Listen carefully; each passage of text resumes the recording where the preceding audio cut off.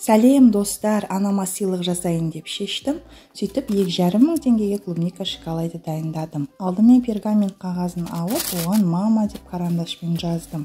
2000 теңгелік 50 грамм ақ шоколад алдым, яғни мама сөзін жазу үшін.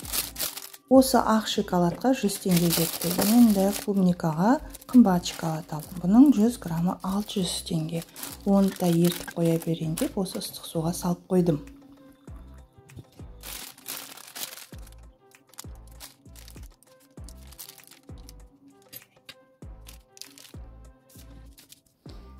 Енді еріген шоколадымды алып, жаңағы жазылған жазуға шоколадпен әдемілеп басып, жазып шықтым ақ шоколадпен.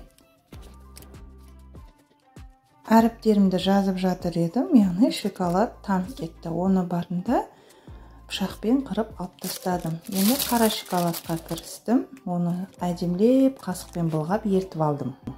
Шоколадпен жазылған жазуды морозильникке салып қойып, әрі қарай клубникаларымды шоколадқа батырып жасай берейін деп шештім. Қолмен жасап едім, ыңғайсыз болды. Сосын таяқшаларды алай деп, таяқшамен жасадым. Осы 30 клубниканы мен 1800 теңгеге алдым.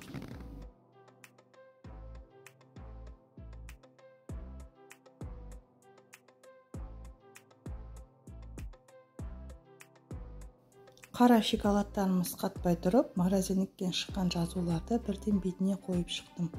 Яғни ары қарай қара шоколадым жету үшін осылай сәндеп шықтым.